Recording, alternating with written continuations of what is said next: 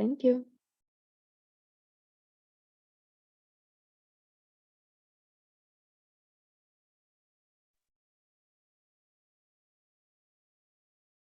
So I'm going to be picking back off of what she just described with regards to security. I'm going to talk more about personal security, personal cybersecurity. Basically, it entails about how self-aware you are. You have to be self-aware to protect and prevent yourself from being hacked. When it comes to personal security, you have to also understand, your digital identity, and you have to make sure you know the nature of your digital identity to operate in that space. When I talk about digital identity, we're talking about things like what is your device name? What are you connecting to? What accounts are you using, to connect to a particular platform? And those are the basic, knowledge you have to be aware of. What am I doing? What's the purpose of my device connecting? And what kind of data or information am I trying to access? And in doing that, what are the pitfalls? Can my system be hacked? And can my network be hacked? So we're going to focus more on that personal devices. We've talked about, password extensively using strong passwords. But for you to be more secured, you need more than just, using your password to communicate. You need to have something like, if possible, a two-factor. You have to be able to ensure that most of the time when you communicate and you have to exchange your login information, you want to make sure it's two-factor. You want to make sure there's another way that you can verify that it's you, either by, another email that confirms, or PIN, whatever, or text message to your phone that, actually tells the platform you're connecting with that, yes, this is you. 90% of the time, most people get hacked because, I'll use the word, they're trying to get something free. You get an exchange, someone sends you an email with an attachment, and you just basically click on that attachment because, you're going to get a price or whatever. The key thing is to ensure that when you get an email, you verify the link. You verify the source to make sure that the source of the email you're aware of. And if you're not aware of that source, you don't want to just, click and install whatever application. That way you can get a malware or Trojan, into your system. And you want to also avoid using like jailbroken phones, because most of the people that write those codes, for your iOS or your, Apple, Android, they also have a backdoor. So when you use a jailbroken device, you've already introduced yourself to that, backdoor into your, system. So you want to really make sure you have all the tools to protect your, health, PHI, protected health information, your PCI, your credit card and all that information. You want to, if you have a multiple sites that you access and you have multiple passwords that you use, you want to make sure that you store them not on your phone or on a system that is actually like, protected, encrypted. So if someone by hacks your system, gets your phone, that information to, that contains all your passwords, your user information is protected and encrypted. And you are the only one that can decrypt, that particular folder or that particular information store. The other key thing is, most of the time, everybody now uses, Wi-Fi to connect. Even when you're at home, you use Wi-Fi to connect to your work environment. You use Wi-Fi to do every kind of transaction you do. So you have all these devices at home. These devices at home, your Wi-Fi routers and your switches, whatever it is. You want to ensure that one, the access for that transport of your data is secured. How? If you're using, low-key encryption like WEP for Wi-Fi access, you want to make sure if you're the admin of your own Wi-Fi providing infrastructure, you want to make sure that it's, a stronger encryption algorithm that is used, like, WPA, WPA2, or WPA3. You want to make sure that those kind of pins you're using is not shared. It's stored somewhere. You don't want to maybe put the pin on the device and then anybody that sees it. So you have to be self-aware to protect your data. And then you have to make sure that when you have like guests coming into your place, you can create a guest access so that, because think about it, your local area network is accessible to everybody on that local area network.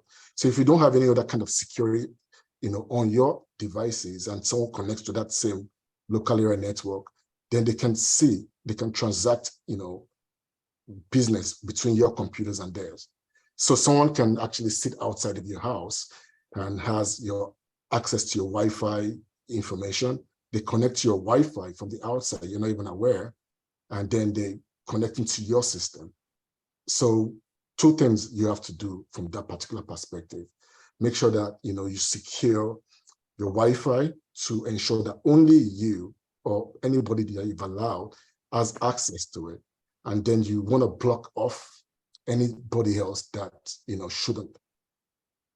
And going on that Wi-Fi, you think about, you go to airports, you travel a lot, you go to places, you go to a restaurant, you go out, you see, free Wi-Fi, and then you use it, and then you connect.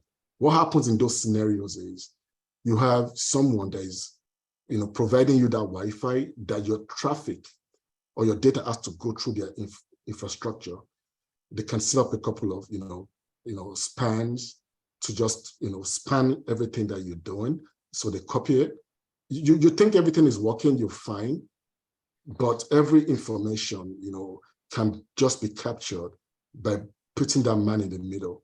So that's why it's important to make sure that if you're going to, use free Wi-Fi, make sure that you have a VPN, that you're connecting with. That way, your data is encrypted. So when it comes to cybersecurity, like, we talked about, the 90% of the time is about you being self-aware, you being, being in the position to protect yourself, to ensure that, you think before you use a system, you think before you, transact, any kind of, information, especially when it's, secret information or personal information, over the web. You want to make sure that the systems that you're using to do these transactions are also, secure. You want to make sure that you have, like automatic updates set up, so that because these codes that are written, no matter for what device, whether it's an Apple device, Android device, Windows, Mac, there's a reason why these updates come out. These updates come out because most of the time, they're hackers working effectively to bypass this platform or operating system security. So you would see information released with regards to updates, patch your systems, download the latest, iOS updates, Android updates, Mac updates, Windows updates. That's because they are security flaws that gets exposed from time to time. And if you are not patching, let's say you have a software update that was like 5 years ago or 2 years ago, that means you're vulnerable to any of the attacks that's happened or that can happen between the time that you last patched your system and at that time. So the key to protect yourself from malicious attacks on a personal device is to ensure that, one, you don't just surf you want to do safe search when you're doing any kind of web transaction. You want to do HTTPS if you're doing like banking transaction, PHI transaction to your health provider. Anything that would contain your personal information that you don't want anybody to see apart from the person you're doing that transaction with. You want to make sure it's encrypted, using HTTPS transactions and all that. You want to make sure that when you're in a public environment and you want to use a free or public Wi-Fi, you want to make sure you're using a VPN software to encrypt your data from your endpoint to wherever you're delivering that data to. And automatic updates, don't use free systems like jailbroken devices, because those vulnerabilities exist in those systems. And that's basically it. Be very, very self-aware. If someone sends you an email and you don't know who the source is, even when you know who the source is, you want to make sure that you don't just install. You want to make sure you scan. So you want to have these antivirus softwares running on your systems. You want to make sure you scan that, executable before, you install, to make sure it's, it's safe. And if you have kids, you want to make sure that maybe on your kids' systems, you don't give them the admin rights to install, because you want to just provide your systems to your kids. Just give them the admin rights so that they don't install a software that you are not aware of or you have not deemed secure. And so those are the key areas you have to focus on when it comes to personal security. One, how is my network set up? My local area network or the network I'm connecting through. Is it safe? Is it secured? What device am I using? Does it have the most current, up-to-date software? Does it have the most current, up-to-date patch?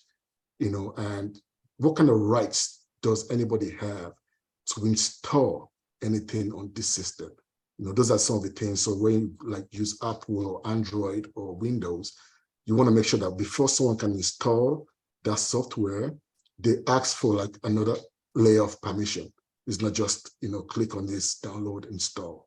There's a permission that you could set up that would allow them to, okay, even if someone assuming hacks your system, they cannot install a malware because it needs another layer, of permission to do that kind of thing. And that's it. That's, how you protect yourself. You have to be very, very self-aware. You have to know your digital, information you're passing, your devices, how they work, how your devices are deemed to be secured or not. And then you can better secure yourself. It's basically being self-aware, making sure you apply those automatic updates, and making sure that even when you apply those updates, you're getting it from a trusted system or trusted provider. So you just don't install any free antivirus software, for instance. It might be doing more harm than good. You just don't connect to any network. You can be doing more harm than good. So by being aware of how you're using your systems, how your systems are updated, who has access to install software or any kind of thing on your system, gives you that line of defense. And then other things with regards to the devices that you use for those kind of transport, you want to make sure that you're regularly updating, the firmware for your routers, your switches, and things like that, your access points. You're constantly, refreshing the updates to make sure that they're up to date, because malicious attacks happen every day. And you will have one point in time, if you're not careful, be hacked. The key thing is, if you have a personal device, a Wi-Fi device, you protect anything coming from outbound in. What does that mean? Nobody can just connect to your network. You want to make sure that all your sessions are initialized from inside going out. That way you limit the possibility of anybody just doing a scan, randomly trying to hack you, because that traffic is going to be ingressing your network from somewhere on the internet. But as long as you have those kind of protections, on your personal devices at home, nothing comes in unless you've explicitly authorized it. You allow things going out, you don't allow anything coming back in. You have the most current antivirus, you have something that scans for malwares on your systems, like McAfee, a host of other, antivirus softwares out there, Windows security. All those things would help you, to protect your systems against malicious attacks. Thank you. All right, thank you very much, Mr. Adeyeye, for that insightful session. And of course, thank you to our first speaker, she's not here anymore. I believe it's been a very, very interesting one. We've learned one or two new things, especially in the world of cybersecurity, as far as cybersecurity awareness is concerned. So I don't know if there are any questions at this time. I was going to mention earlier on that we could just type our questions in the comment section. So if you have any questions, you could just do that quickly, or you could just raise a hand so I could call you to speak. So Mr. Adeyeye can take your question at this point.